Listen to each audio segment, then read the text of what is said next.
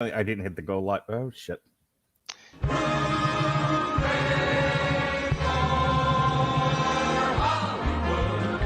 That's Hooey Valley, Hooey Hollywood, where any office boy or young mechanic can be a panic with just a good-looking pan. And any barmaid can be a star maid if she dances with or without a plan. Hooray for Hollywood, where you're terrific if you're even good, where anyone at all from Shirley Temple to Amy Semple is equally understood. Go out and try your luck, you may be Donald Duck. Hooray for Hollywood. Ladies and gentlemen, boys and girls, children of all ages, you are listening to a Radulich Broadcasting premiere podcast. Damn you, Hollywood! And here's your host, Robert Winfree. Yay! Yay! We get a double up on Damn You Hollywood today because we didn't want to do a triple feature after we all got done with these two and decided that a watch of Home Sweet Home Alone might instigate mass suicide. Okay, so that's part of it. Like everything on this network, it's complicated. It's like a relationship. The part of it was my son was really anxious to watch Home Sweet Home Alone, and he had just watched Clifford the Big Red Dog, and I knew that he was going to watch we were going to watch together 8-Bit Christmas, and I'm like, well, that's three family movies all around the same time, and my son's been dying to do more of this stuff. So I was like, okay, you know what if I spare the two adult men having to sit through the Disney Plus Home Alone reboot? We thank you for it. Merry Christmas, Happy Hanukkah. And I'll just do those with my son as a separate triple feature, and then that leaves Army of Thieves and Red Notice. I said we would have left it a triple feature had either one of you wanted to do The Harder They Fall or something along those lines, but neither you nor Ronnie really jumped at that one. So okay, well, now we're down to 2 movies. That's not a triple feature. Let's kind of restructure the format a little bit, and we'll do Red Notice and Army of Thieves as a Damn You Hollywood. So we don't really need a money or a news segment because we've got 2 movies to do. And that was the math. Yeah, essentially that was the math. Speaking of math, Ronnie Adams may or may not be joining us for this particular podcast, so we'll just have to wait and see. He says he's running late, so he can, he'll catch up when he catches up. As I said, may or may not. We'll find out as we go along. So, Mark, why did we decide to do these? This came about kind of, I won't say completely last minute because that would be an exaggeration, but these were kind of loosely on everyone's radar, but we just kind of decided only a couple of months ago, I think, yeah, you know what? Why not? Speaking of Ronnie Adams, Speaking of Ronnie Adams. All right, so a couple of things. One, why are we doing this? They announced Red Notice a year ago. Yeah. And this was a big deal feature motion picture that The Rock was working on with Ryan Reynolds and Gal Gadot. And originally this, I think, was slated to, I think they had The Rock's production company, and I think they were just looking for a distributor. And then Netflix kind of swooped in and said, hey, we're spending $upteen zillion on original content, movies and television shows. Yeah, we are. So given the state of production at the time, the state of filmmaking at the time, I think this is somewhere around the pandemic, they were like, you know what? Let's take the guaranteed money from Netflix, and we'll get a good run there. Whereas if we try to wait for a more traditional distributor and try to get this into theaters on a wide scale basis, we may lose our shirts. And given how they were either going to have to wait a year to release it, or they were going to lose their shirts. One of 2 things was going to happen, guaranteed. Good grief! They spent $200 million on this. They sure did, Ollie. How you doing, Ronnie? What's up? So the long and the short of it is, Netflix needed original content. They needed a distributor and guaranteed money. There was no good theater market to release this into without having to wait until 2022 or 2023, and the film was going to be ready well before that. So that was why. So this is basically the kind of movie that we would have done normally. It just happened to be on Netflix. As for Army of Thieves, it wasn't one I was paying any real attention to. I mean, it's a prequel to what do you call it? Army of Zombies or whatever. Army of the Dead, which we reviewed earlier this year. And they're making a whole cinematic universe out of that. So technically, it jives with our wheelhouse. We tend to do the big franchise movies, but this was definitely one of those movies where my thought about reviewing it, where I have a podcast where we delve into this sort of thing, so I guess it's the sort of thing I have to delve into. Other than that, I would never have watched this. And after having seen it, I'm starting to reconsider my life choices. Fine. Welcome to the club, Mark. I've been here for quite some time. So, Ronnie, had I not told you about Red Notice and Army of Thieves, were these movies that you would have watched of your own volition? Red Notice was on my radar. Army of Thieves, not so much. I mean, I liked Army of the Dead. It was what it was. But I wasn't real interested in Army of Thieves because, I mean, it already had zombies, so why do something else? Well, it's almost an entirely different movie. And not even almost. It is an absolute... It is. One's a zombie flick. The other one is a heist movie. And the only connective tissue is that it's in that universe with one of the same characters. It's like, what an idea for a movie. Hey, this cast of characters that we have, the big beefy wrestler guy and the hot girl and this person and that person. And what if we did it about the nerdy safecracker? As an elevator pitch, that's kind of a GFO out of my office. You know what I mean? Could be. So I guess Zack Snyder got a blank check from Netflix and said, hey, if we give you an unending amount of credit, how many of these nonsense movies can you make? And he went, all of them. As long as you got the money, honey, I'll keep making as many stupid movies with the same, with the same series of characters as you want in this universe. And Netflix said, we don't care. We have an infinite shelf. So here we are. Well, I mean, he wasn't even really involved in it, was he? He has partial story credit and production credit. He has partial story credit because he created the characters. He has production credit because I could be a producer on this stuff. Right, but he doesn't make Army of Thieves if Netflix doesn't come to him and say, how many more of these do you got? Yeah, I reckon so. But, right, I mean, it's just like, I mean, like, I'm not taking up for Zack Snyder, but I'm just like, that's why I wasn't interested in it either. Yeah. Because I see that his hand was not directly in it. Right. And not that I'm a massive Zack Snyder mark or anything, but, if the original person wasn't in it, involved in it, I'm like, it's like Coke and New Coke. Yeah, look, the last thing I'll say about this, and then Rob will jump into is, we're going to start with Red Notice. Rob will jump into the premise of Red Notice. In the weekend that it came out, amongst whatever other movies were coming out at the time, it was the talk of the town.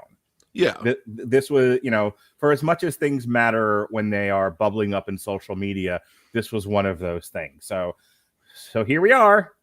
Well, welcome to talking about social media things, Robert. How do you feel about that? How do I feel about it? I'm mostly a robot. All right, tell me about Red Notice.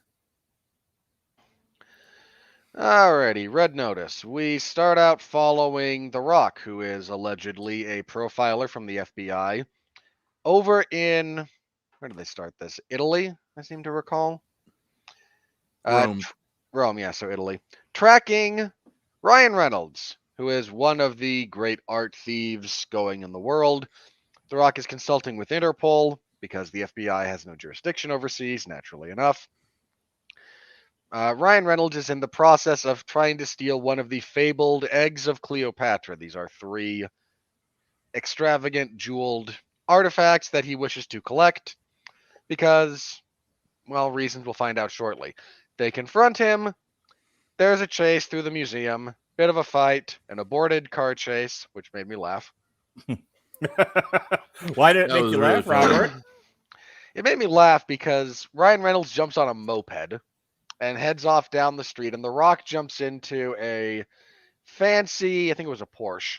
I couldn't tell if it was a Lamborghini or a Porsche. One of those Porsche. two. Okay. He jumps into this car, starts it up, and the Beastie Boys starts playing. And as soon as he Wait, drives, what song by the Beastie Boys? I don't know. They all sound the same. Sabotage. Come on now, you know what that was. What kills me, what absolutely hurts my soul, is that you and I got into an extended argument over the very same song that drove David to the point of drinking and wanting to end the podcast between the two. And it mattered so little to you that you cannot retain even that much information about it. It's the same damn song. I remember the argument. I remember the band, but I can't tell Beastie Boys songs apart. They're all the same generic crap. So, but it is the same song. Okay. I believe you. That's why I laughed as hard as I did. It's not like they broke into Intergalactic and he crashed the car. It's Sabotage, and I was like, I couldn't get the full phrase. Robert's gonna hate this before he crashed. Before he drives into an intersection, is T-boned by him, and the song stops instantly. Yeah, I laughed. The song goes, I can't stand it. I don't think they got to it before he crashed. Hopefully that's why I laughed, is because I was like, all right, that's a cool take on the whole cop chase scene. Well, that's the thing. Sabotage is probably one of the most overused, action hero. This is why we were screaming about it in Star Trek Beyond. I just blame J.J. Abrams for all of this. Continue with your thing. But it breaks my heart that you care nothing of me or my podcast and can't remember any details. Rob can tell you the finer movements of a punch from a fight 100 years ago where there were no cameras. But remembers nothing we talk about. I remember our debate about the Beastie Boys. I remember me saying they haven't been relevant in the pop culture in my lifetime. And you going, you son of a... I just want to know, Ronnie, can you see my heart breaking? Not over top of mine.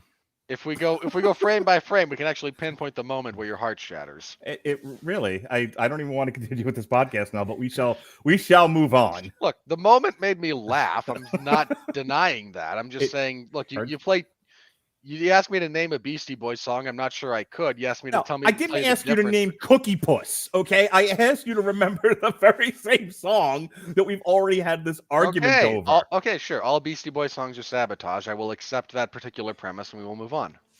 No. God dang it! You know, Robert, take me home and eat me. Yeah. Go for it. Continue. Contextually, I assume that's the name of a song by the Beastie Boys. The probably Brass mother freaking monkey. He doesn't. That's not a thing.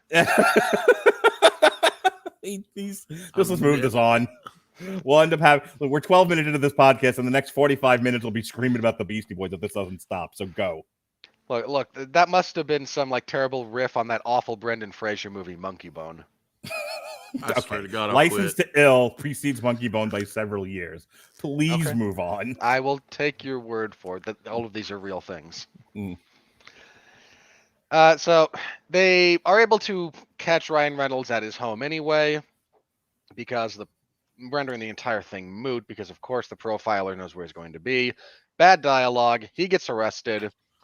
The egg is stolen by Gal Gadot, who is a competing art thief known as the Bishop. He is then framed by Gal Gadot as The Rock is then framed by Gal Gadot as an imposter. He and Ryan Reynolds are sent to hard labor in outer Siberia, where they are then visited by Gal Gadot, who essentially lays out the plot. We have the 3 eggs of Cleopatra, 2 of which are known, 1 of which is unknown. And there's a billionaire in Egypt willing to shell out $300 million if someone is able to present all 3 to him on the day of his daughter's wedding, where he cannot refuse a favor asked of him. And Ryan Reynolds apparently knows where the 3rd egg is, and this is what's causing all the problems. He refuses to divulge the information. He and The Rock stage a break out of prison. They had to abduct the 2nd egg from an arms dealer. They are once again bested by Gal Gadot. They escape. They head to the jungles of Argentina. Pretty sure at a point where there isn't actually any jungle, but I'd have to double check the geography of Argentina. Where Hitler's lost bunker and his treasure is. I'm sure they ran into Tim Kennedy along the way. It's an obscure reference no one will get. They find the bunker.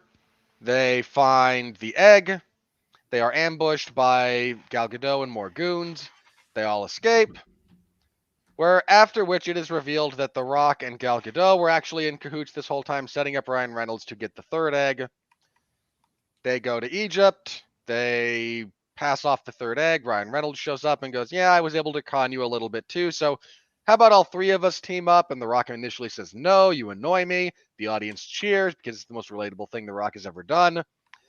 Gal Gadot says, but there's potential sequel money, honey. And The Rock goes, "I do like money, so sure." They evade the authorities, which is Interpol that has continued to chase them, and set up shop to try and heist the Louvre of something. Mark, I believe you said in our group chat this is the dumbest movie you've ever watched. It's up there. I'm not sure I could put it at the very top, but boy, is it up there. All right, Ronnie, we'll start with you. What did you think of Red Notice? What is your craft review? I went into it with the thought of, hey, this is going to be a fun little heist movie. It was, honestly, the twist at the end. I'll be honest, I didn't really see it coming because I didn't think it was going to be that smart, quote unquote, of a movie.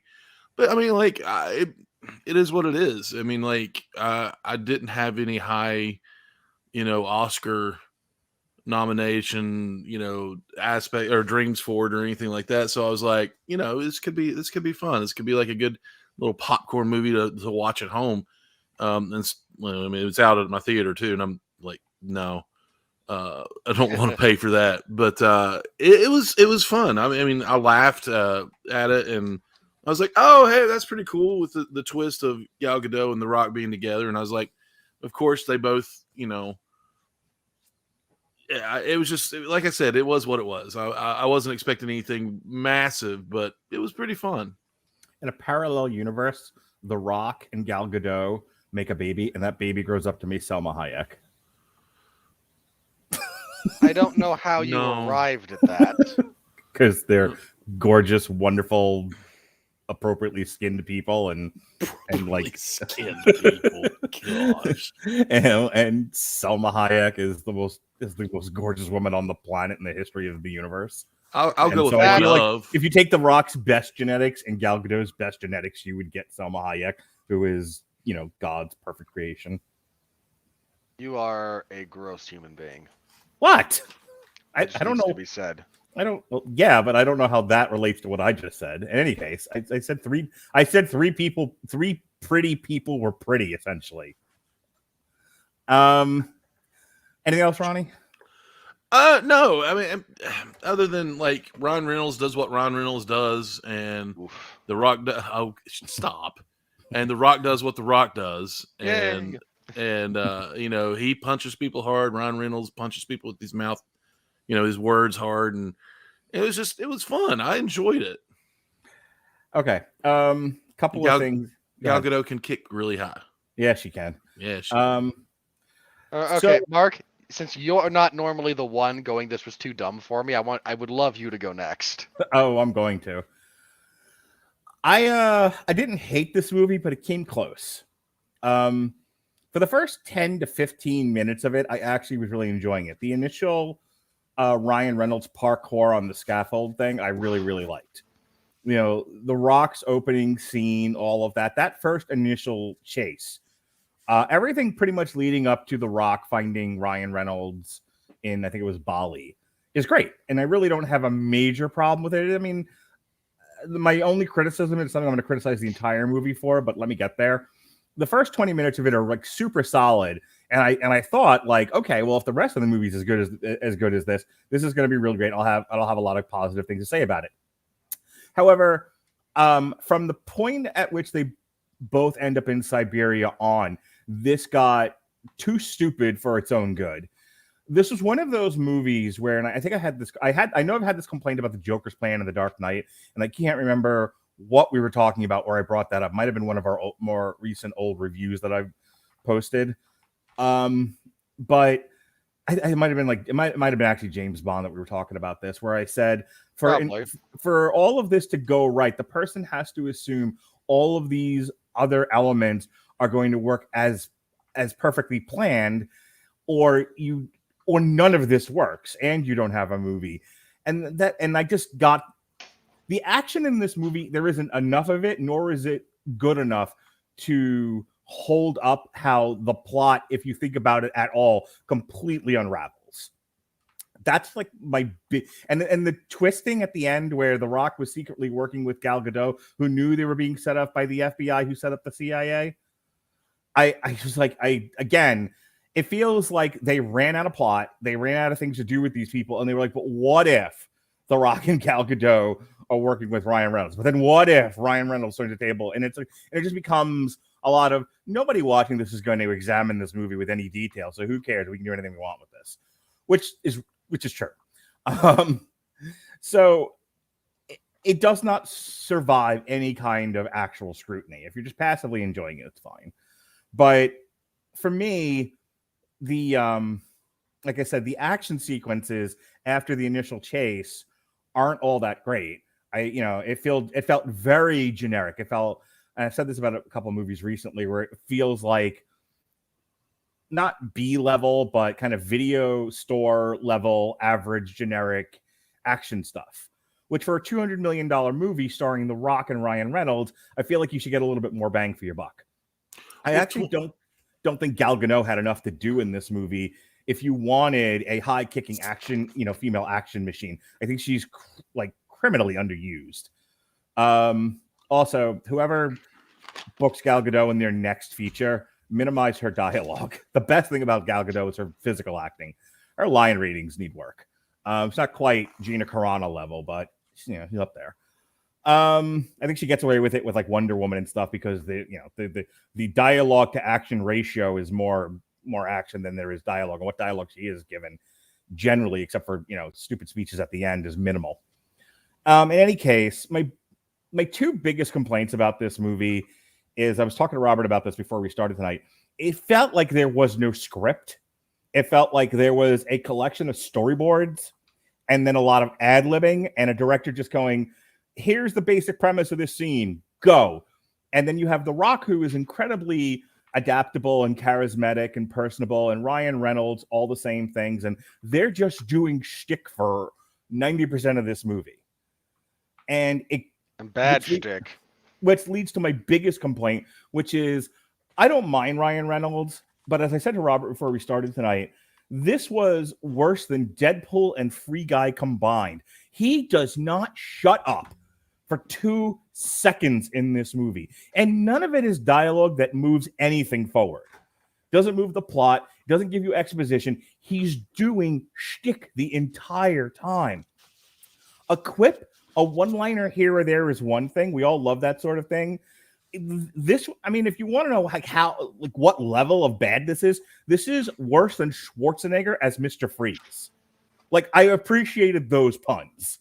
That Ryan Reynolds just won't stop, to the point where even somebody who has a high tolerance for Ryan Reynolds shtick was like, please shut up. I hate the sound of your voice right now. And finally, I'll pass it over to Robert.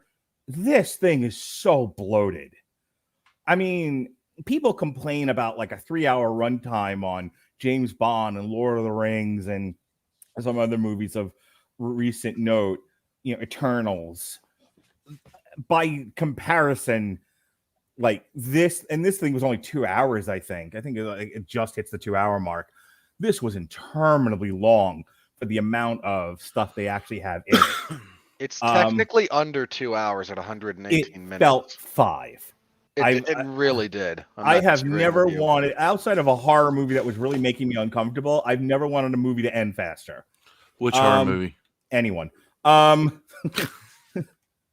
I think It Chapter 2, I was pacing the theater at one point, to give you an idea. That's fair. This needed about a half an hour of the run. This needed to be a tight 90 minutes. This needed to be Venom, Let There Be Carnage. Instead, this was just too long, interminably too long. So I'll tell you, and we'll talk about when we get to the Rotten Tomatoes. Like, people seem to have enjoyed it. The audience score is really, really high, but the critics are all slamming this thing. And I think for the first time in a long time, I legit agree with the critics. This is trash. All right. Good Lord. I'm sorry if that's too negative for you, Ronnie, but no, it's just like I'm sitting here wondering, did I watch the same movie? You did. I don't think I did. No, we watched the same movie, but you looked at it from the angles that you look at movies. That I looked at it from mine, and we came away with just different perceptions of the movie. So, that's why we, man, I mean, like that's. But that's why we're here in the group to share. All right, as the person on this. Maybe on this planet who hates Ryan Reynolds the most, apart from one of his ex-wives. It boggles my mind that The Rock had better banter and dialogue and chemistry with Sean William Scott, of all people, than he did with Ryan Reynolds. Because if you've never seen The Rundown, first of all, go watch The Rundown, and you can thank me after. But it's the same kind of vibe that they're going for here, and it just doesn't work. I have a very low tolerance for Ryan Reynolds and what he does as a performer. So I was desperately reaching for the skip forward button on this movie multiple times. Okay, Ryan Reynolds is going to talk for the next 30 seconds and say nothing. And then he's going to talk for the next 30 seconds again and say nothing. And oh my God, he's still talking. Never shuts up. And it's really aggravating.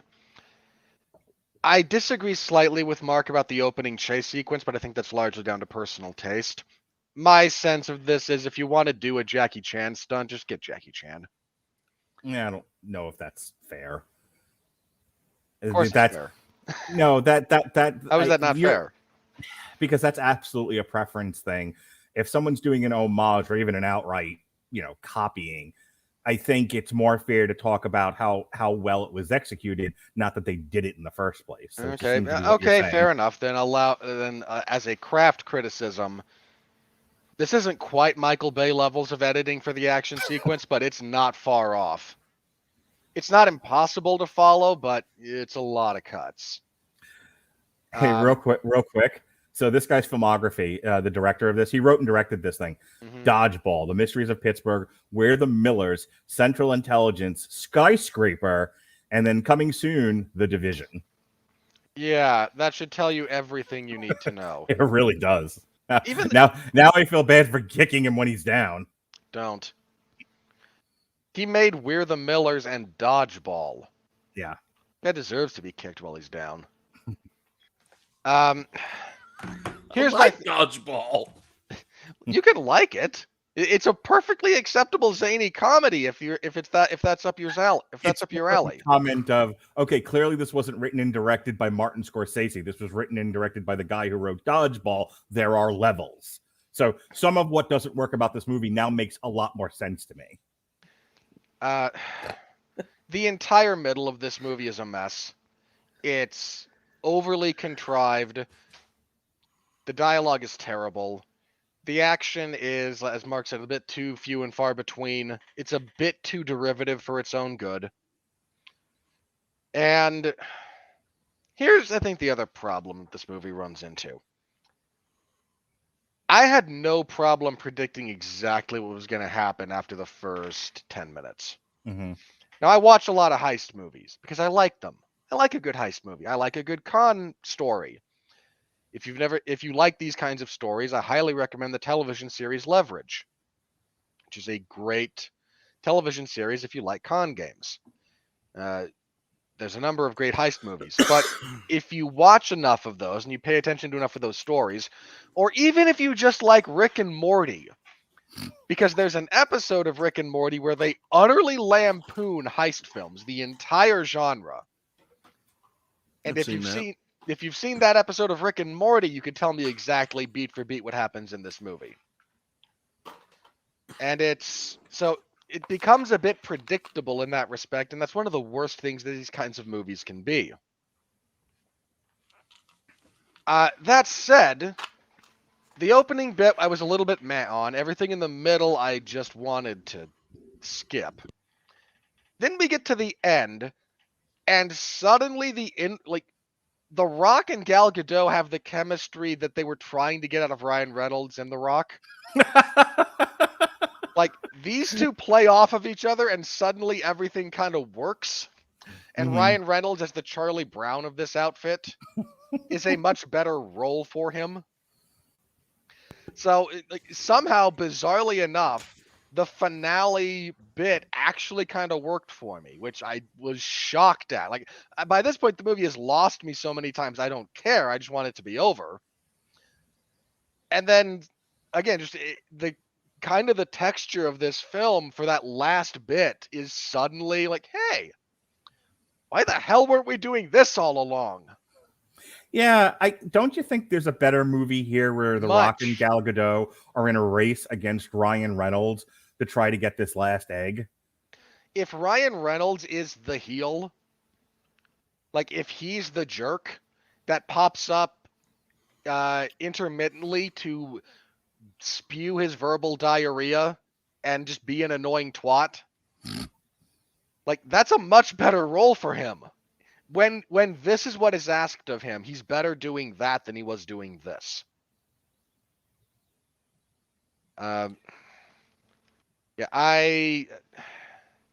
If there's a sequel, and they're clearly angling for one, and they might actually get it given the numbers that this has drawn on Netflix,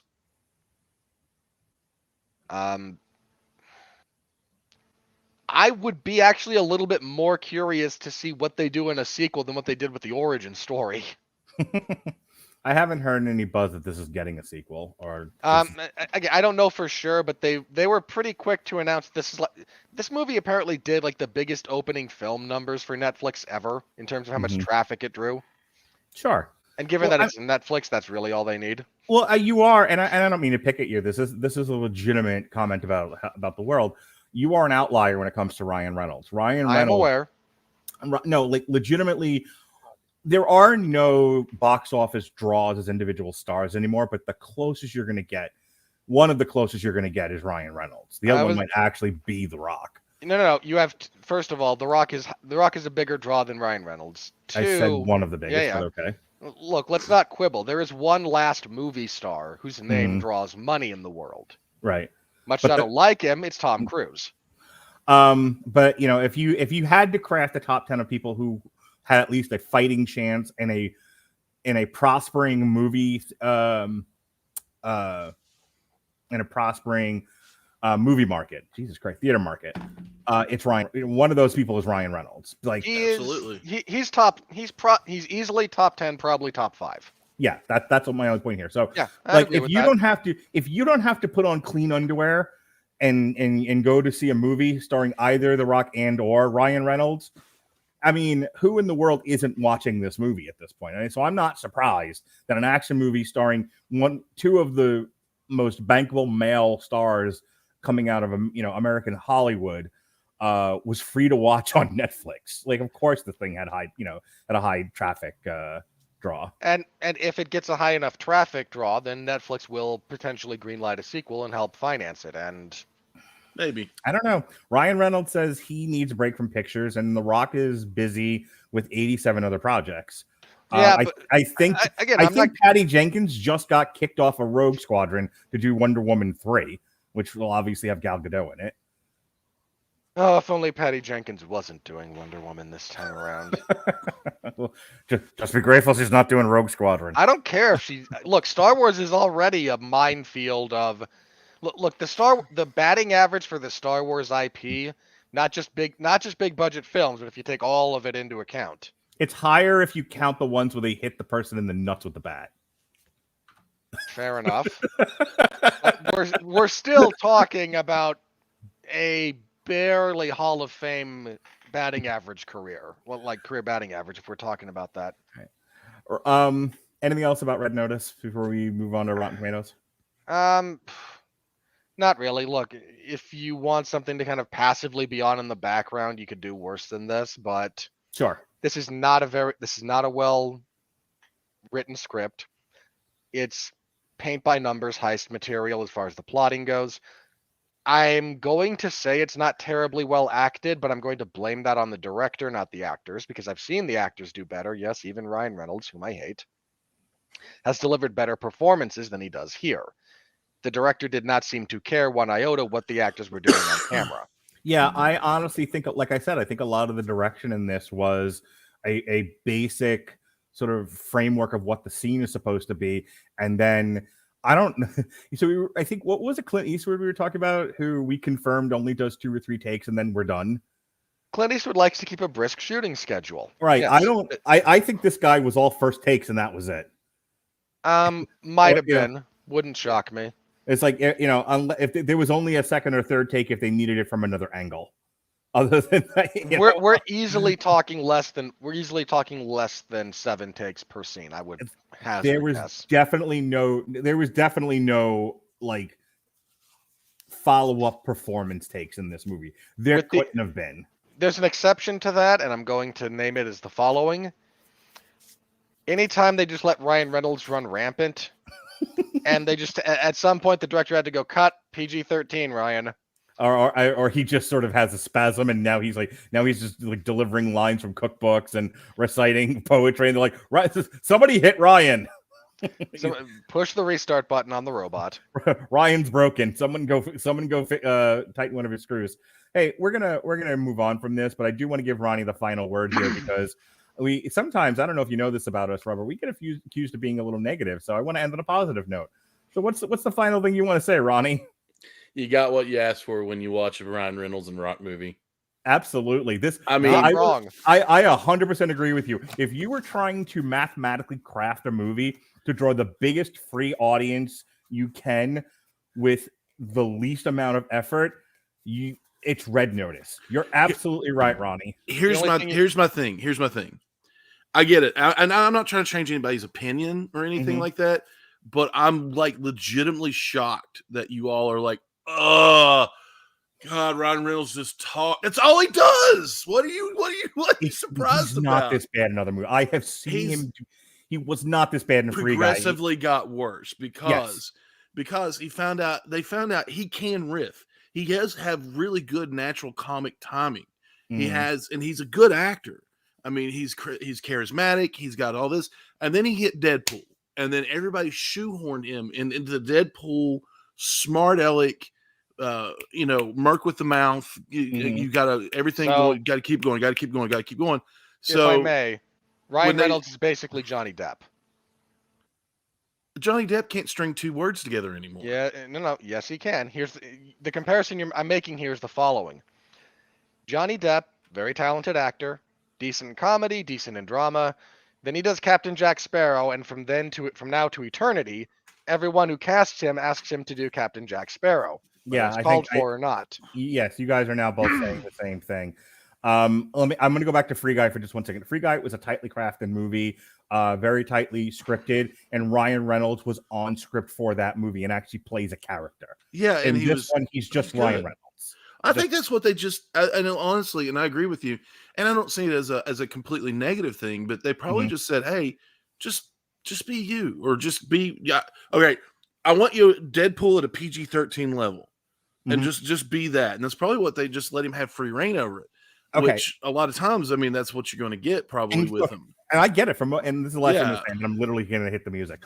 For most mortals, that's acceptable.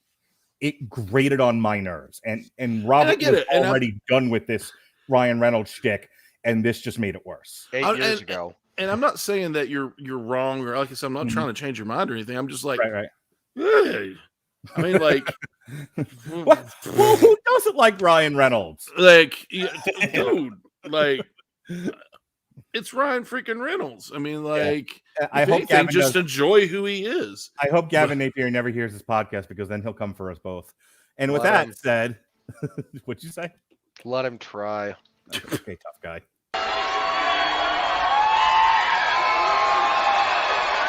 Are you ready?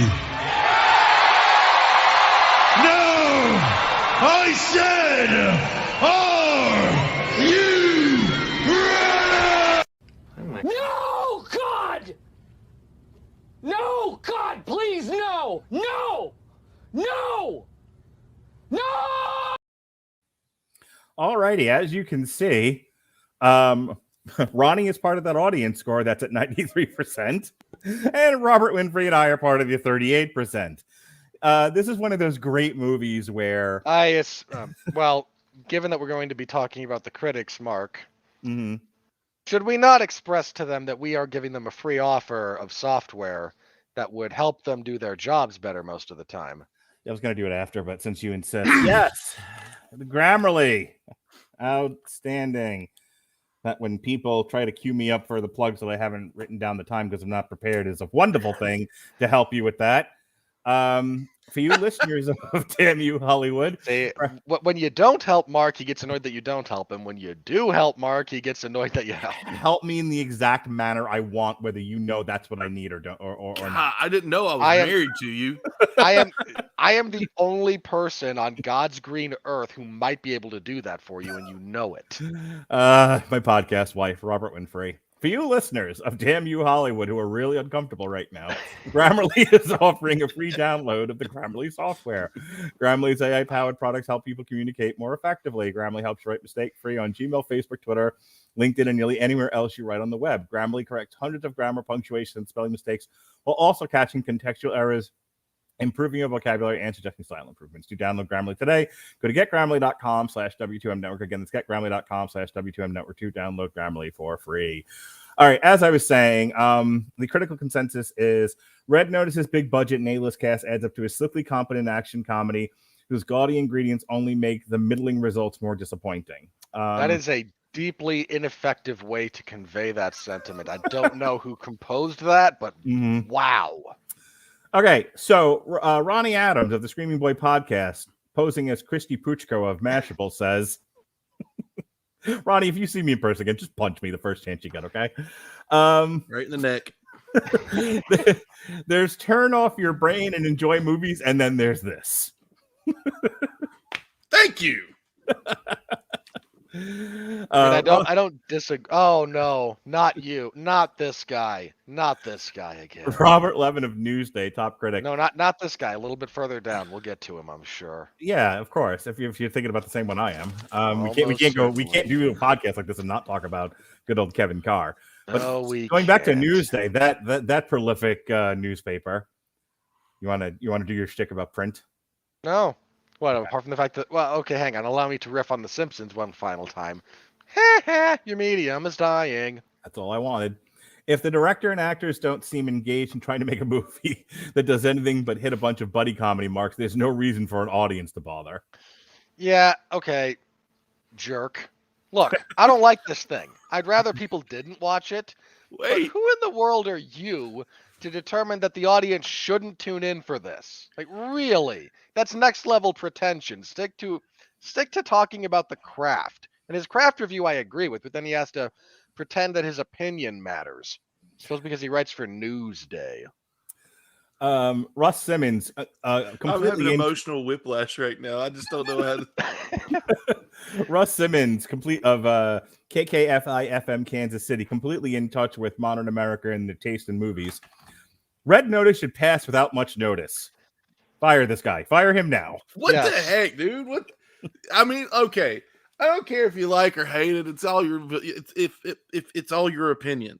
Do better. You get paid for this. This would hurt my soul. The biggest opening on Netflix. No one will notice. This one hurt my soul. Do you not read news before you write things down, sir? Let's watch this. I swear to God, is the next headline in Newsday going to be? Oh gosh, this joke would have worked better if I actually knew my history. Who is it that they accidentally printed as the winner of the presidential election, Robert? Eisenhower and Dewey. Which time? If you mean Truman and Dewey. Yeah, Truman and Dewey. Yeah. Harry S. Truman, who does not actually have a middle name. It's just the letter S. Kevin Carr, a fat guy at the movies. Every single complaint you're going to have is absolutely true. But I had a fun time. In this day and age, it's nice to just be able to watch a movie and enjoy it. That's not a review.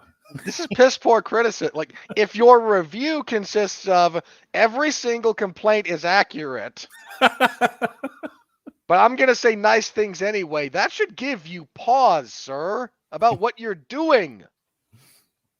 John Thurber of Decider. Witless, lifeless, shameless, hopeless, useless, pointless. You proud of yourself there? Did he just describe himself? Did he just... No, he's desperately trying to riff on The Princess Bride. Right. I didn't even get that. That's funny, actually. That's probably me giving this jackass too much credit. I was going to that's my say, read. yeah, you may be looking into things, seeing things that aren't there, because this guy doesn't look like he could type his way out of a wet paper bag. Probably is not aware that The Princess Bride is a book. Jeremy Johns of JeremyJohns.com. I love me a solid throwback. Like, damn it. If I didn't know you were going to do that. Jeremy Johns of JeremyJohns.com. You self-employed loser. I love me a solid throwback. And for me, I was like, whoa, it's like 1999 all over again. Boy, is this guy going to have just glowing things to say about the Matrix movie in a couple of weeks, I imagine. You know what kills me is that guy's going to have millions of watches on his YouTube page. Utterly undeserved. Just saying. Also, I really do have to question how he arrived at the year 1999 in particular when talking about this film. Because that's what he was partying like. Can you go back to that guy and read it one more time for me? If you insist. I don't insist. You don't have to. You can tell me no. No, I can't say no to you, Ronnie. No. Jeremy Johns of JeremyJohns.com. I love me a solid throwback. And for me, I was like, whoa, it's like 1999 all over again. That guy wasn't his own boss. I don't think he'd have a job. How is half of that sentence repeated words? Dan Merle of Dan Merle Reviews. We hate you, Dan Merle. Why are these Ronnie Adams of Ronnie Adams' Kitchen? I can cook. Ronnie Adams of Ronnie Adams' Car. I can drive professionally.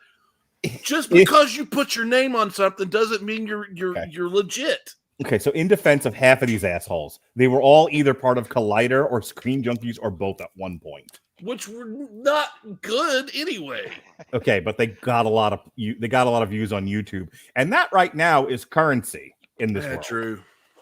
And here we are struggling to break even triple digits because none of us have been on Collider blowing the people at Lucasfilm or on Screen Junkies that had a mildly funny premise with honest trailers and then got way out ahead of themselves. Moving on. Ocean's 11. Pretty sure. Sorry, Dad.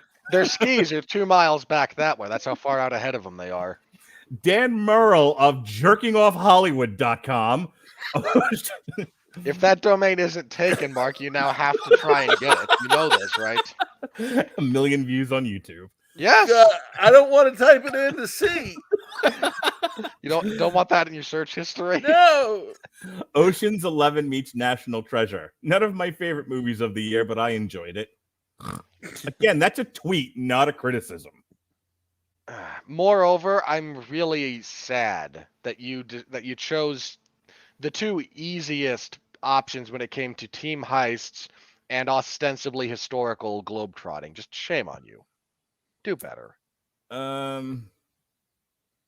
See if we find one more here, and then we'll move on to we'll move on to an equally forgettable movie. It's free. This is the one I wanted to read to you guys. Scott Tobias of The Reveal, top critic. Okay, best of the best, Ronnie Adams. This guy gets paid for this. He is a professional critic. This guy is among the vaunted group of people who should know what professional criticism is. Are you ready? I'm going to bleed from the nose, aren't I? Probably. You might. Red Notice is not a movie. It's a $200 million existential crisis in light. Look, buddy. You said words that don't mean anything when you put them together. I hate you, and I award you no points. And I want you to go back into your cave with your neck beard and try harder. Sorry, I'm done now. Look, just because this film may have caused this particular reviewer to have an existential crisis about what they do and the value thereof. First of all, you'd think Ratatouille would have inspired that before, because that movie actually features a segment where a critic remarks about the utter futility and uselessness of his profession. That doesn't mean that's what the movie is. This is not an existential crisis writ large. I've seen those art house films. This ain't it, buddy. Probably should have filled this entire water bottle up with gin. I did not think we were going to spend an hour on this. So, but here we are. So let's move on to the next one. Army of Thieves. Just go into the This is This was directed by Matthias Schweighöfer. I believe that's the same guy who stars in it. Yep. Okay. Screenplay by Shay Hatten and story by Zack Snyder and Shay Hatten. And this is a part of the Army, as we were saying before. This is a part of the Army of the Dead universe. This is actually a prequel. And the final scene links directly into Army of the Dead. Go, Robert, go quickly. So we open with the most relatable character that we've ever talked about.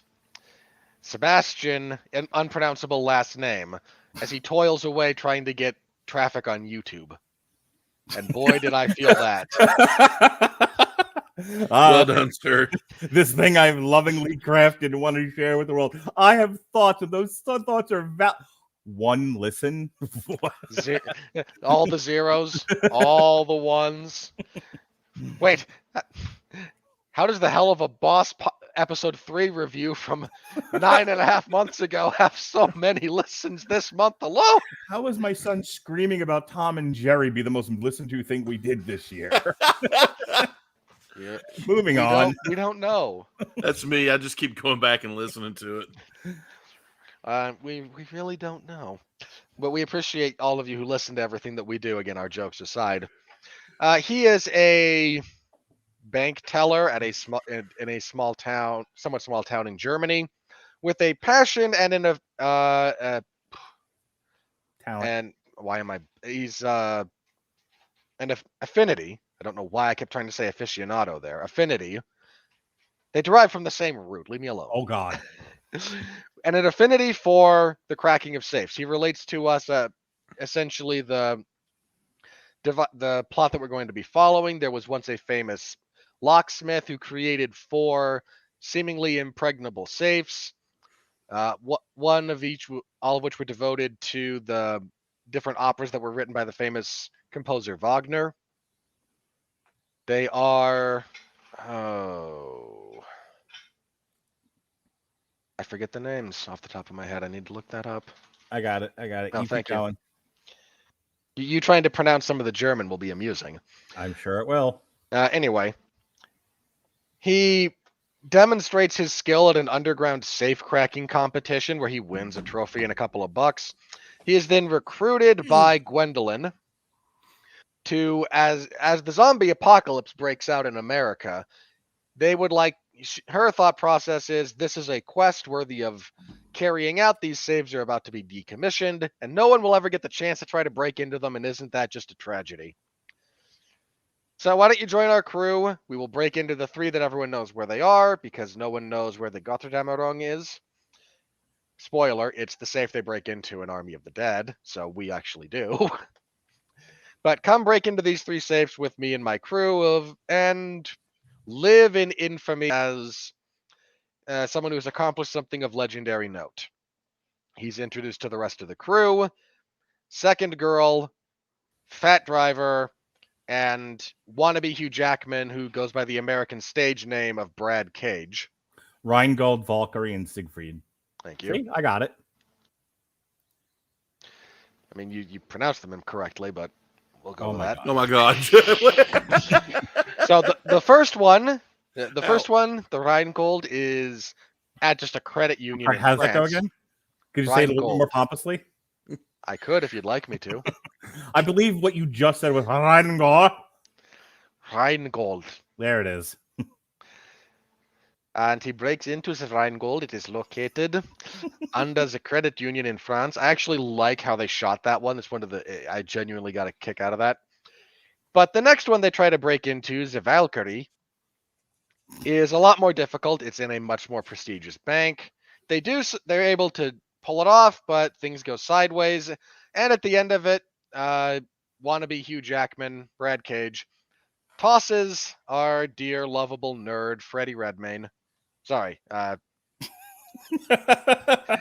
couldn't stop thinking about him. I had known you were going to do this in broken German. I would have insisted you do this podcast on video in tight black leather.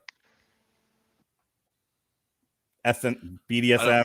I don't think I'm needed here anymore. So you don't. Nobody yeah, does. I don't know how you arrived at those 2 things conjoining. Have you met my brain?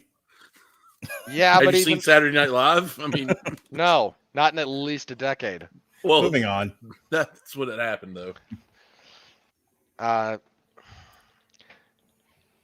After this, one of the two other men in the crew decide that they just want to be done and set for life, and the two girls decide that, well, really, it's the nerdy guy that they should be with.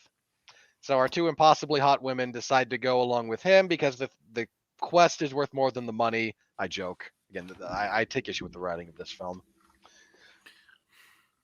They are able to intercept the Siegfried as it is being transported away.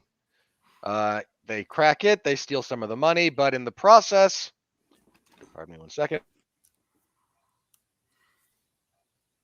In the process, Karina is captured. This is not Gwendolyn, but Karina's captured.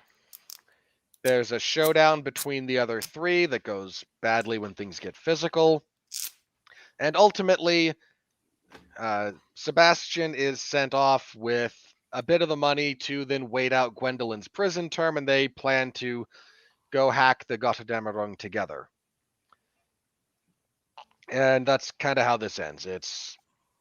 There's bits of style in this movie that I found genuinely enjoyable. I actually did prefer this to Red Notice, I think, all things considered. It's a beautifully shot movie for what it's supposed to be. Like you know. Well, hang on. And then our final sequence is actually lifted straight from Army of the Dead when Batista and his ex show up at his establishment and say, hey, why don't you come rob this bank with us? And he sees his lifelong ambition and then goes on to die horribly in the hallway to the vault because we know what happens in that particular movie. So real quick, and then I'll go to Ronnie and then come back to me. I just want to say one thing about this movie, one really positive thing. It's not easy necessarily to make safe cracking look pretty, but this movie, that's its major accomplishment. Yeah. This is a gorgeously shot film in terms of the intricacies and clockwork of safe making. And it's like, you know, as an elevator pitch, like, I'd like to do a movie, I'd like to do a heist movie. Great. We love heist movies. They're always big money for us. Okay. But I'd really like to make the star of the movie the intricacies of safes. Okay. I as an artist, I guess I can see why you seem to have a passion for this sort of thing, but I'm not entirely sure you're going to do it. Like, just give me a check. It'll be done.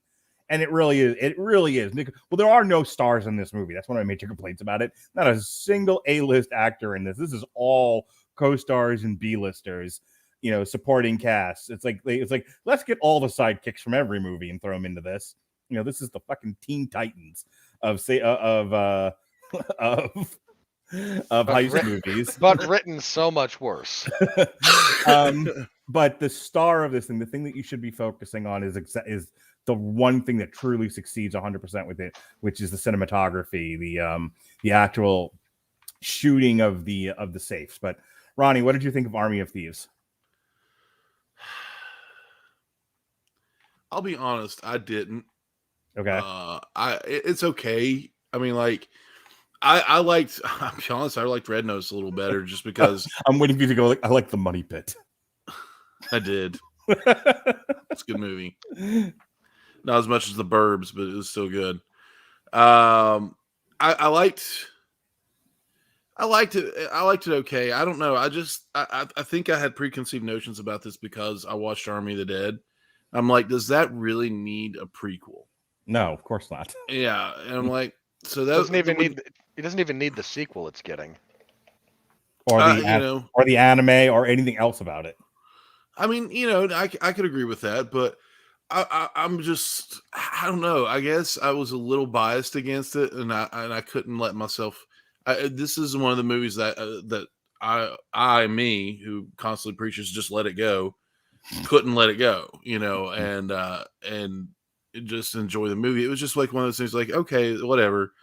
You took the least interesting character in the Army of the Dead movie to lead up to this. You know what I mean? Yeah. And you know, it didn't have Ryan Reynolds in it, so why watch it? But legit, like, it's beautifully shot, absolutely. Which, you know, is one of those things where, like, I was not expecting the cinematography of this to be that good, mainly because the lead actor is also the director, and usually that doesn't go well Yeah. unless it's a seasoned actor or someone who's been in the business for a while. Clint Eastwood or whomever. But it wasn't bad. I mean, like, it wasn't bad, but it wasn't great. I was really looking forward to, the silly action movie that was Rock and Ryan Reynolds. So that's what I was in the mood for, I guess you could say. I probably didn't give this one an honest try. I should probably go back and watch it again. So this one is over 2 hours. It's 127 minutes long. That's the other thing that I had. I was like, this went on way too long. Yeah, this one could have been cut down pretty easily. I don't need 30 minutes of them having a crappy house party after their first robbery. Right. Yeah. And by the way, I totally agree with you guys that Red Notice was probably about 20 minutes too long as well. I mean, so go ahead. Let's get the action going. Let's get this going. Let's get the story rolling. That's what these movies need. I was thinking about, like, one of the things that got Venom a lot of credit it was the runtime. Yeah, from a craft point of view, people thought that it was a little bit too rapid, a little bit too, it moved a little too fast. But I think if you're running a theater and the object is to have as many showings on a screen as possible to maximize your profits, people loved Venom.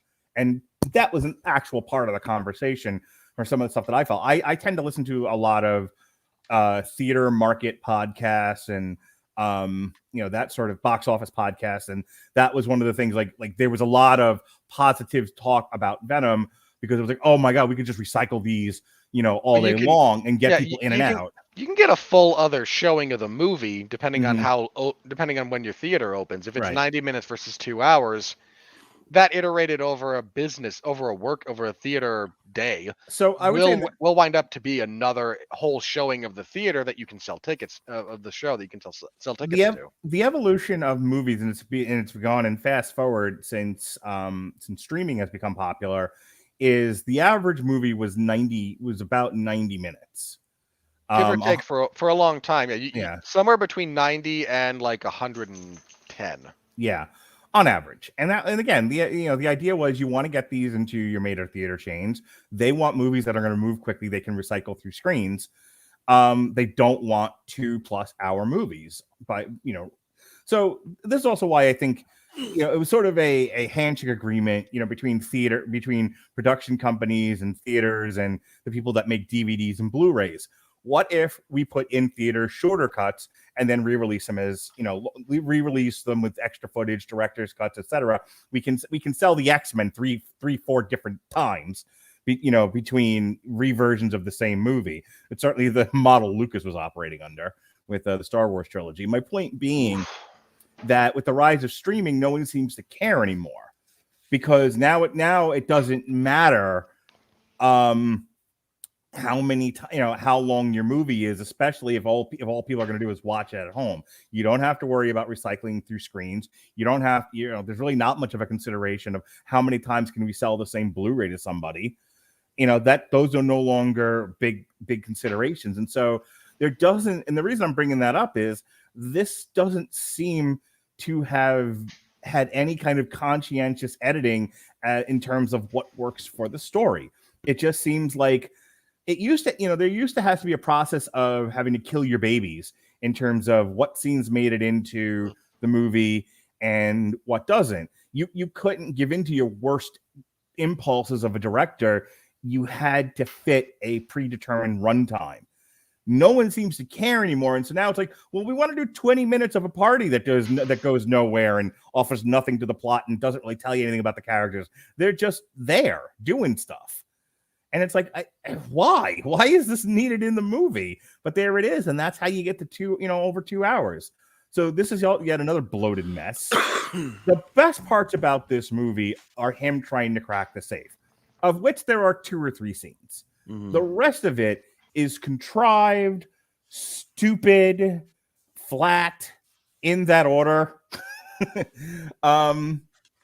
Nobody here gives more than like a generic action movie performance. There's nothing memorable that I couldn't tell you about a moment of dialogue or a performance in this. And these are things I key into. Like I'll share them in our chat. I'll talk about them on Twitter. Like somebody says something, or there's an interaction that hits me. I'll usually share it before we even talk about it in the movie or during one of these movie reviews. I was bored due to the lack of dynamic performances or dynamic dialogue. It was just kind of blah, generic, get us to the safe, we got to get the kids to the mall kind of stuff. I was like, okay. And since nobody in this movie has anything beyond competent acting charisma, we didn't care about them either. So all there's left is the safe cracking. And my last criticism about this movie, and this is sort of a generic complaint about movies these days, I watched a lot of TV and movies over the past week because I have shit tons of podcasts to do this week. Between the end of last week and this week, I've just had we did a lot of TV reviews, which require more time. And we have a lot of movies to review over the course of the next week. This being two of them. And I was noticing a trend in a lot of what I watched, which this one is very guilty of people. This will come up again on Tuesday when we talk about Lock and Key. Boy, will it. This lazy dialogue writing of someone yelling "stop, don't," and thinking that's going to be effective. And then on the occasion that you can make the argument that character might do that when they're in the moment and they don't know what else to think or say or do. Okay, when I see it everywhere and it's being portrayed as as supposed to be effective, not the person just reacting, and not having any way to control the situation, that would be one thing. But every single time it's done, it's as if someone yelling "stop" they actually think is going to work. This happened so much in this movie and so much in Lock and Key and in so many other places. It was driving me insane over the past week. Go ahead. We're gonna have fun on Tuesday when we get to talk Lock and Key. You call it fun. I call it I'm gonna need alcohol again or grape juice. Look, we suffered watching this season of television. I'm going to take whatever pleasure I can in eviscerating it as graphically as possible. So the final sequence where this guy has committed a crime. He has aided and abetted in the act of robbing people by breaking he's done into a these lot. safes. His list of crimes at this point is quite long. Meanwhile, there's this cop chasing the woman who reminds me of Zazie Beetz, but isn't Zazie Beetz. She's the British gal from the last couple of Fast and the Furious movies. I believe Nathalie Emmanuel. Yeah, you are correct. I like her. So besides Zazie Beetz, he's been chasing her, all around the world, and he finally has her cornered. And she says something so stupid, I wanted to throw his shoe at my television. Which is, if you let the guy I just met with the fun hair and the safe cracking abilities go, I'll give myself up. And this asshole cop goes, okay. And I'm like, first of all, where was his backup? Sometimes I know like Ronnie's like, it's a movie, get over it. But some of this stuff just stretches such credulity. There are some things, yes. Yeah, I get it. Anytime the lone cop winds up standing off with somebody for a prolonged period of time, unless the cop has very visibly, and we all know that they've now broken the law, or that they've like really gone off the deep end. International criminals that have caused public destruction via car chase. And they've killed cops. There's no fucking way he shows up at the end with them on the pier by himself. Not for as long as that scene was, because maybe he gets there first. But, SWAT shows up. Helicopters show up. This is ridiculous beyond imagination. And people listening going, it's a movie. Okay, but then why not have Bugs Bunny show up and dig them a hole so they can go to Albuquerque if you're going to be that way about it? Listen, this is not the first time you've manifested something like this into existence. Shut your mouth. Don't do this. Look, one that would have been better. I just now got what you were telling me, Ronnie. Two... it is. Two, Mark, this is your fault. Oh, okay. Oh, explain. Well, not necessarily you personally, but for how many years have you advocated for the path to be on the path that has led us to this? I see what you're saying, but I feel like I had help. Again, let me be clear. When I say you, I am now lumping the sum total of the cinematic marketplace onto you because you represent the average fan. It's fair. And I am well aware that is not you personally, and I do not have a voodoo doll of you that I stick pins into for the general course of. That's a lie. I forgot to send it to you. I'm sorry for about that. the general trend of the cinematic experience. The schedule's a different matter. So I blame China for the general trend in cinema these days. Yeah, really. Just my closing remarks, because I got sidetracked by the lack of police in a situation where there would have been. Let's put it this way: if you go to serve a warrant, there are more police that show up at your house than this at the end of this film. Don't give me this bullshit that goes on here. Anyway, but she's like, let him go, and I'll give myself up. You know what would have happened? 30 seconds later, had she not put that gun down, they'd have both been dead. He'd at least shot not Zazie Beetz. And then the other guy would have been like, well, I could either jump into the water. She has a name. Or I could just give up. And he could have given up and been marched off to prison.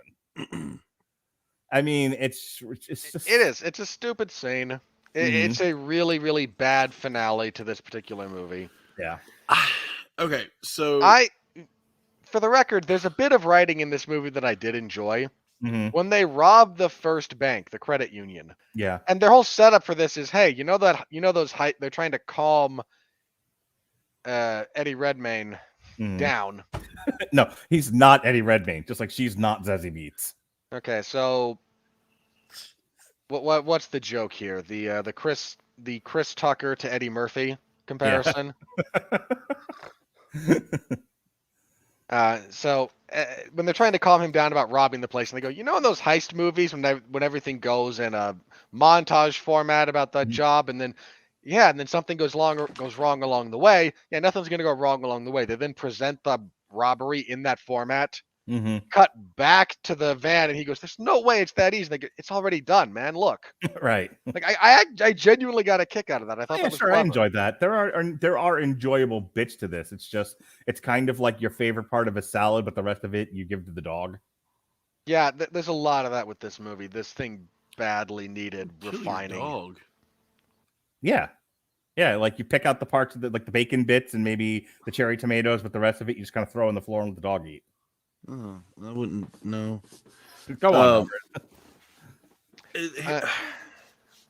Hang on, we'll come back to you, Ronnie. Let him finish. I'm with you about the safe cracking being the most interesting visually.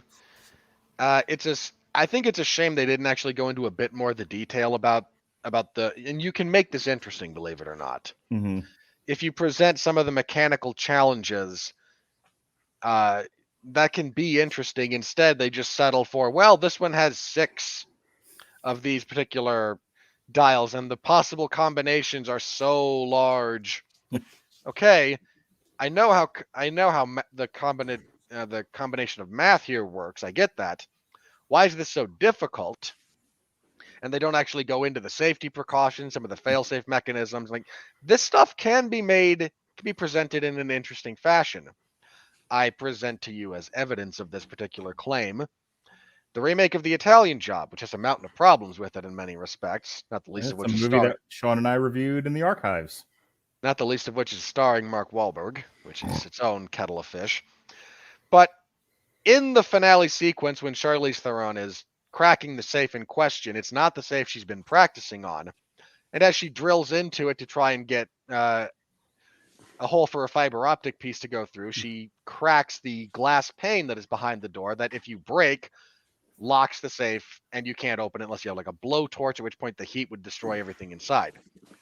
And as she's drilling in, like her just saying, "This is the difference," ratchets up the tension. When she starts drilling in and she kind of feels/hears a crack but not a break, and she has to stop drilling, this is a moment of tension. This is something interesting. This is a complication to the plot.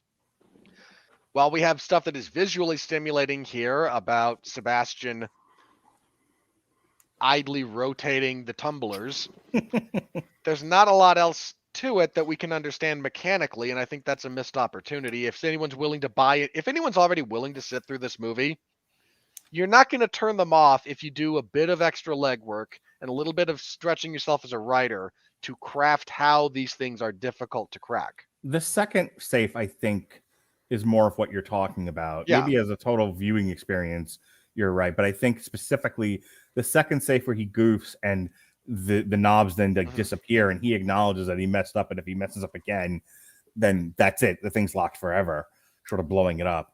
I think is what you're talking about. Yeah, I needed something more like that, especially for the last safe. And because they didn't have it, they decided that our tension mechanism is going to be it's on the back of a truck and he has to do it while we're driving around. Like that's the cheapest of cheap excitement, tension in theory. So, Ronnie, last word on this, and then we'll move on. I never thought that two simple words would ever aggravate me as much as they do now as "don't stop."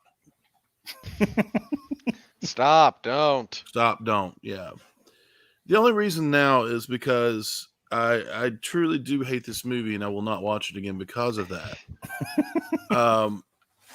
I play different sorts of games, and there is a small child that is brought sometimes to the game shop who wrecks shop. In other words, of just grabbing things and breaking things while no one is watching. And the only thing you hear is stop, don't, come back, quit, no touch. And that's all I can see now when I watch this movie. Before we move into the final segment of this podcast and then close out for the night, I just want to remind everybody we are giving away a free 30 days of the Amazon Music Unlimited service. So if you like the opera, the Wagner in this movie, I assume that the relevant operas are on Amazon Music, but I might be mistaken about that. Every opera is on Amazon Music. There's like 70 zillion songs on nice. There. Yeah. So yeah, if you're into the opera, if you're into the rock opera, if you're into the metal opera, if you're into the Avantasia, if you're into the Opeth, if you're into the OTEP, you can find it all on AmazonMusic.com. That's you're not Chris Bailey. You know some of these are real bands. Get AmazonMusic.com/W2M Network. Again, that's get AmazonMusic.com/W2M Network to get your free 30-day trial of the Amazon Music Unlimited service. And with that, our final Rotten Tomatoes bit of the evening. Are you ready? No! I said, are you ready? No, God! No, God, please, no! No! No! No! So this one's obviously a bit more even. The critics liked it just about as much as the audience did, and both, are pretty high. So I mean, I'm a little bit surprised that the critics were up in the 70s. That seems generous. Critical consensus is Army of Thieves doesn't reinvent the heist thriller, but director Matthias Schweighöfer proves an appealing presence on both sides of the camera. Alrighty. Okay, that's at least a synopsis of the critical consensus that makes sense, unlike the previous one we discussed. Alan Adams of The Main Edge. Army of Thieves is weird, a prequel to a zombie heist movie that opts to focus on the latter part of the descriptor rather than the former. Light and fast-paced, funny when it needs to be, but unhesitant to get dark. How did this get dark again? I'm not sure that's accurate. I mean, I get that you live in Maine, and your mere proximity to Stephen King might twist things a little bit for you, but okay, I'm not sure I agree with that. I don't want to read the same guy twice, but I kind of have to, and now I'm making it my goal to do whatever we need to do to meet the minimum criteria. I don't care about watch. I mean, I do, but not enough to make a point of it about listens and likes and watches. But I just want enough now to be able to get on Rotten Tomatoes, because if this guy is on Rotten Tomatoes, we need to be. This is fucking ridiculous. Kevin Carr, a fat guy at the movies, which, by the way, it's not as if fat neckbeards don't get enough of a bad rap in the movie review business. This guy might as well be on a flag. Okay. I don't know if there was ever You guys want to make him your mascot? I don't know if there was ever a big call for this guy to get his own movie, but There wasn't. But it's entirely enjoyable and works as a heist movie. Yeah. So look, I'm not going to name names. I'm not going to drag somebody publicly, but there are definitely people whose takes on movies that I've talked to of late that seem to have a very surface level, elementary ability to dig into a movie. Like it is literally like they're passing themselves off as film reviewers, but really they are just people who saw a movie and felt the need to talk about it publicly. Kevin Carr, fat guy at the movies, is that Avatar. Yeah, he is the public discourse manifest. Yes, perfectly well said. But then, of course, there's Robert W. Butler of Butler's Cinema Scene. No, I'm not going to do it for this guy. It's just fun. That's a shit review. I'm just going to say it. That's kind of what I say. Look, I don't object to you saying that you had fun at a movie. I really don't. It can be an important part of your review. That shouldn't be your pull-out piece. That shouldn't be your stinger. That's true. And it really shouldn't be the sum total of what you offer to the critical consensus, because at that point, you say it's just fun, I say it's a bore, and what are we talking about? John Scherber of Decider, again, I wish I didn't have to read the same people twice, but they suck that much. If these idiots keep cropping up, it's on them. Army of Thieves is like an Ocean's 11 movie crossed with Hot Fuzz minus any inspired ideas. Yes, but have you seen any other movies besides Ocean's 11 in the heist genre, for fuck's sake? Yeah, that's the lack of appreciation for the genre by some of these idiots. Like, they Googled heist films and came up and just used the first one that came up, which ironically enough isn't the score. Dan Jackson of Thrillist. Most of the fun stays hidden inside a vault. You feel good about yourself, buddy? Like you proud of that sentence? So I feel the need to make a statement, because if anyone listens to this, it's like, oh God, I'm starting to wonder if us doing this like gets shared around and kind of has that oh God, what was this YouTube series that it might have been like Honest Trailers, whatever, where somebody from one of the Marvel movie guys was like, yeah, we didn't want to be dragged through an honest trailer, or there's something wrong with. We tried to make the movie as like anti that as possible, and it might have been Honest Trailer at the time. Okay. And I think they were talking about Winter Soldier, but in any case, there was a point where someone directed an actual feature film with a big budget from Marvel and was very much afraid of a YouTube channel and what they would do to it, and so they made sure they went over the script with a fine-tooth comb to avoid like major plot holes and things that could be made fun of. And I do wonder if there's somebody out there in the critic verse that's like, there's these guys that read like Rotten Tomato excerpts. Just like the way to avoid being read by them, don't put puns in. They're just mean. How about you just do your job? Eh? I think the big one that we're always making fun of is the ones that do like this movie, has food as a backdrop. So it's just a bunch of like food puns in their review. Yeah, we read those people and lambast them all the time. Or they just decide that everything has to be a food metaphor. Yeah, it's the laziest hack writing. Right, and we bag on it every single time, and I'm just wondering, like, to avoid being lambasted on Damn You Hollywood by these two. You know what? I hope. I really hope. I mean, that's a badge of honor, really. Yeah, I would sell this show as that. Improving criticism by dragging one critic at a time. I'd watch that show. Public shaming always works, right? Yeah. Mariana Neal of Impression Blend. A fun, light thriller with a good amount of heart and humor. There's nothing light about a movie with a 2-hour runtime. Sorry. That's also generic. You could have slapped that on a bar of soap for all we know what you're talking about. Pretty sure somebody did. Yeah, that's why I bought my dial. That's your copy paste review, isn't it? Clarice, hello Clarice, Lawfrey of the Independent UK top critic. The film ends up feeling largely devoid of personality. It has more personality than Red Notice. It really does. Like, look, for all the flaws that this movie has, there's a very clear directorial and cinematic style to it.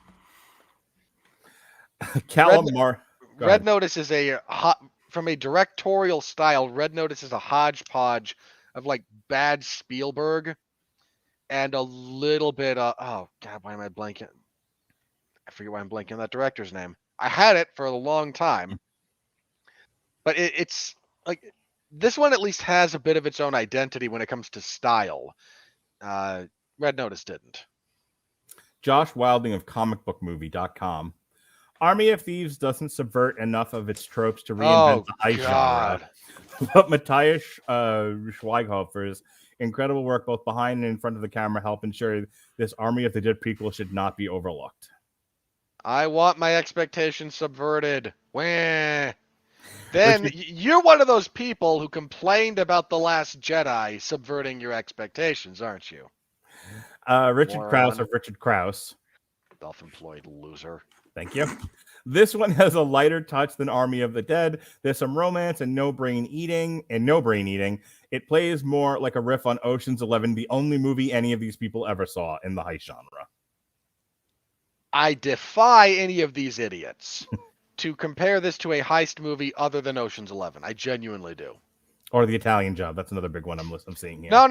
I'll accept The Italian Job. It actually has, because I think there's actually some commonality there. But the fact that so many of these idiots are just, again, you Googled list of heist movies, and half of you landed on Ocean's 11, the other half landed on The Italian Job. Travis Hobson of Punch Drunk Critics. You're about to be punched something. Army of Thieves is a propulsive, high-energy film that makes Dieter a more interesting, unlikely hero. Okay, none of that is true. This is not a high-energy film. No. Look, in fairness to the movie, when it chooses to go that direction, it kind of can. Look, his Sebastian's escape sequence after he gets dumped by the rest of the crew, moderately interesting and amusing. Sure. Even Brad's one-man storming of the bank, which is hilariously unable to ever happen like that in real life. I mean, utterly devoid of reality, but it's at least somewhat watchable. I shut the page, but last one just because I really wanted to read this, but then we got to get going. Callum Marsh of the New York Times, top critic. The former newspaper. Thank you.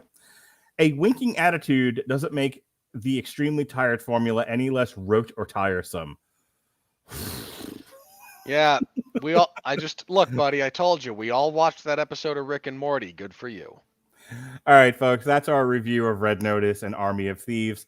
We are on all the podcatchers, including Apple Podcasts, Spotify, Amazon, wherever you can listen to a podcast. We are there, W2Mnet. Punch it into your podcast catcher and you will find us if you haven't already.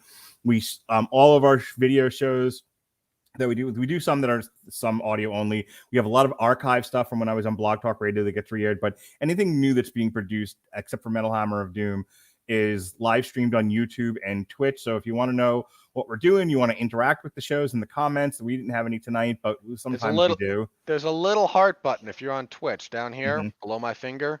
That's the follow button. It doesn't cost you any money. Click on it. Give us a follow.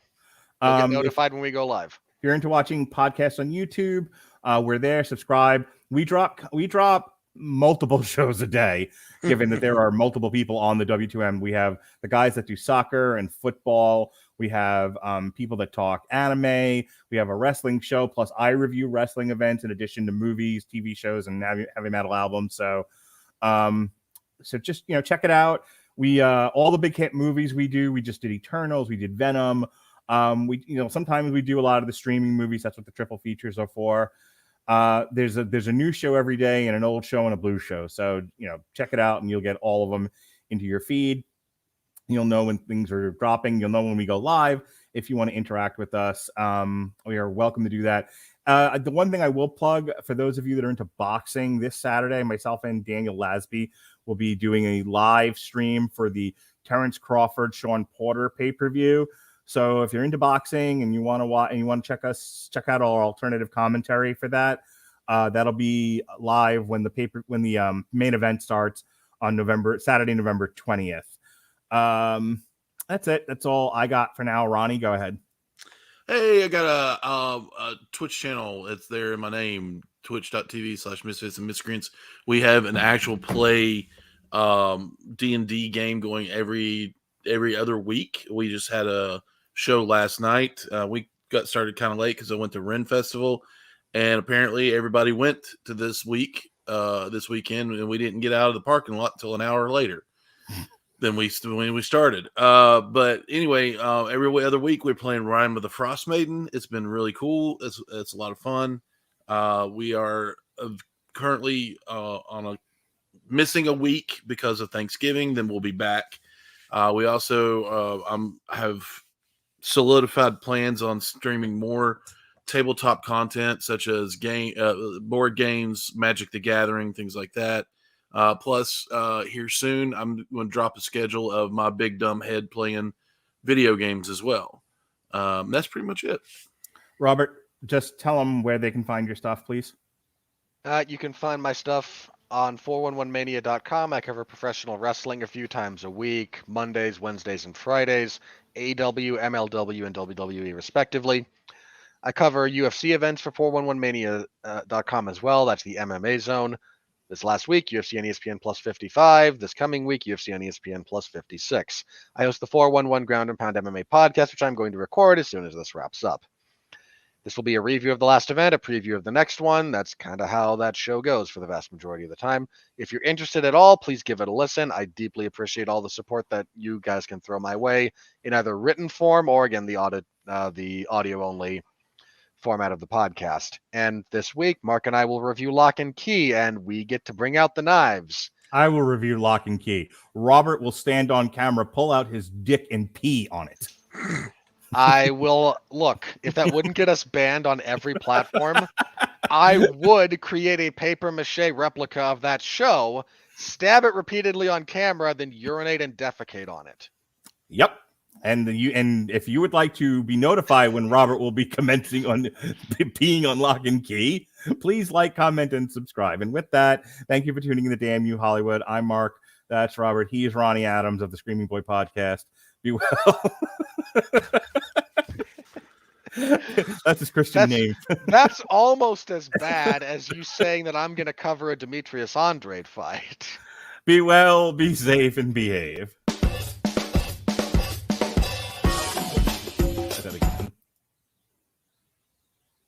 Why aren't the buttons working tonight?